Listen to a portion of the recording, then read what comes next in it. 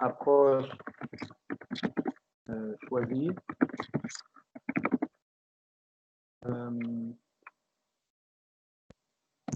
Le démarche à suivre. Oui, Quelle démarche? Oui, je vais noter. Oui, quelle démarche suivre? Oui. Quel obstacle éventuel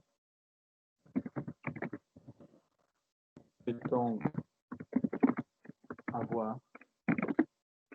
Comment peut-on tirer profit de cet obstacle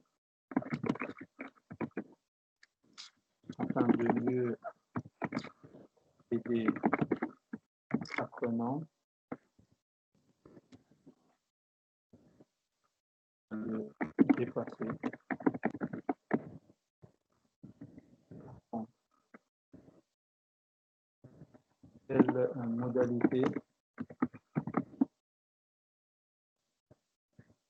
Quelle modalité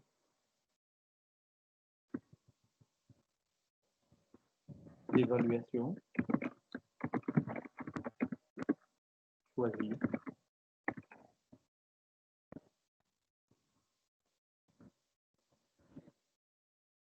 En fait, je ne vais pas enchaîner parce que si on va continuer, il va y avoir beaucoup d'autres questions qu'on va se poser. Toutes ces questions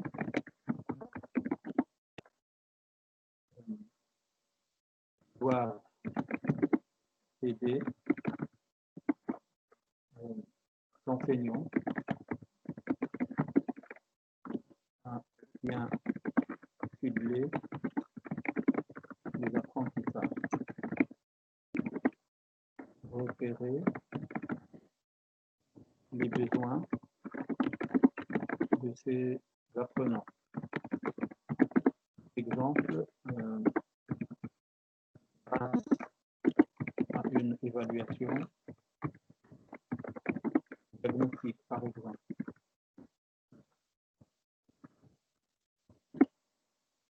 Donc, repérer les besoins, choisir une progression,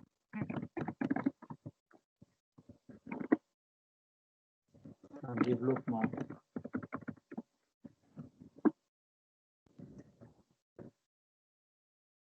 Est-ce que vous avez des questions jusque-là?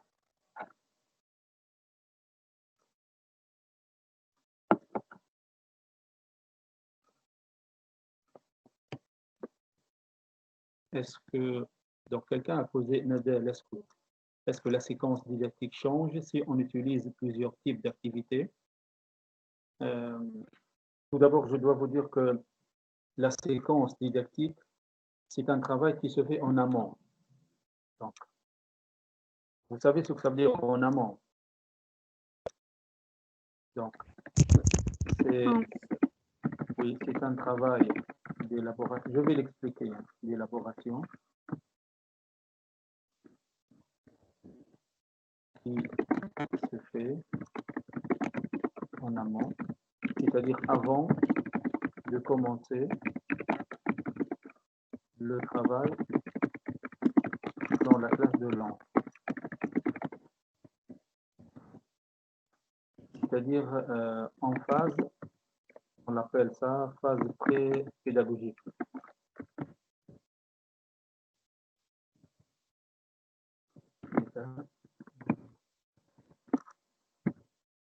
Ce qui signifie qu'elle n'est pas figée.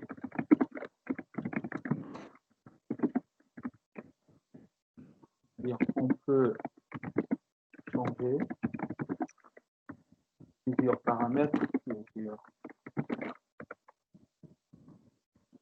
en cours de route. Est-ce que j'ai répondu à votre question, Nadel?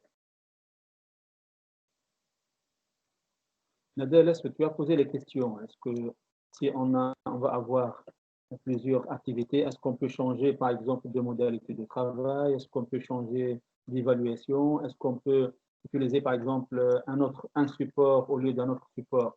C'est bon, c'est ça. Je vous rappelle que la réponse à votre question, elle est là aussi. Si vous reprenez cette cette diapo, est-ce qu'on a lu ça tout d'abord? Donc là, c'est une définition donnée par une définition de comment s'appelle-t-il? Henri Bess. Donc il dit ouais, juste un moment, je dois revoir tout d'abord ça.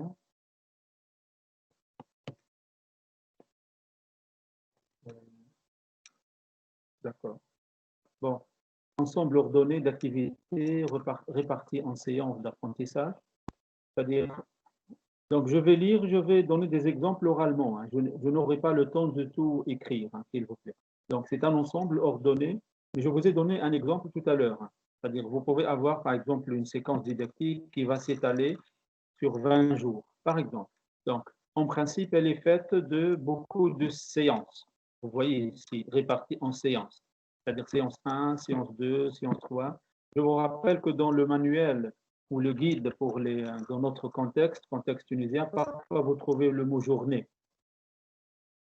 Donc, répartie en séances d'apprentissage, conçue, c'est-à-dire pourquoi on va concevoir une séance didactique, on va l'imaginer, on va l'élaborer, on va poser des questions avant de commencer. On va, si vous voulez, chercher beaucoup de supports à utiliser.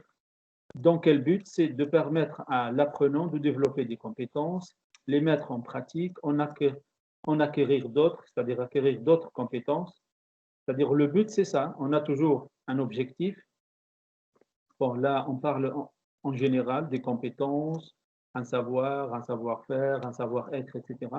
Mais la séquence, puisque vous allez, par exemple, si vous avez un programme d'une année, vous allez répartir en séquences. Disons 2 séquences, par exemple, pour le premier trimestre, 2 séquences pour le deuxième, 2 ou 3 séquences pour le troisième trimestre. C'est clair. Monsieur, Vous allez répartir le... Oui, oui. est-ce que Allez-y, allez-y. nous pouvons appeler la séquence, nous pouvons considérer la séquence comme un module d'apprentissage? Oui, tout à fait, tout à fait. C'est proche de C'est le modules. module. Par exemple, moi, je me rappelle, il y a quelques années, j'avais des élèves du bac.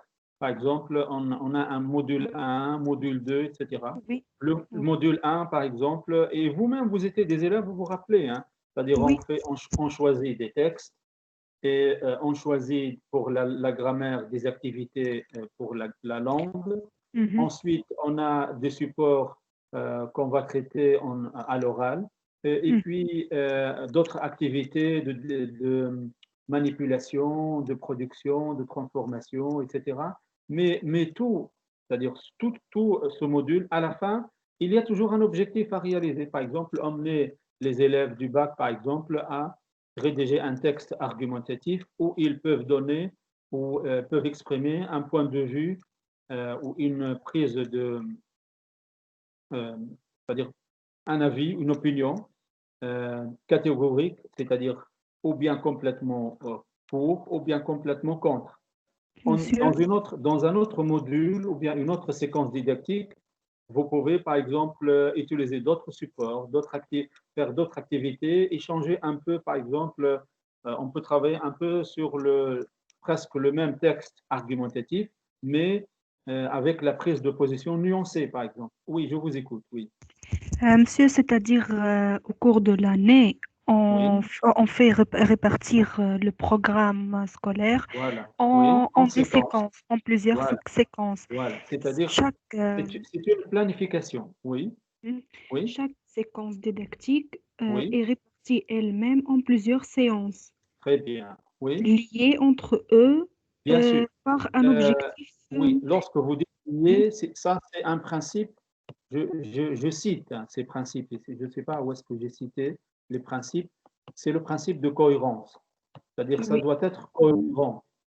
Est-ce que c'est mhm, clair? Par exemple, oui, j'ai donné l'exemple tout à l'heure vous allez travailler, votre but, c'est emmener les élèves à produire un texte argumentatif.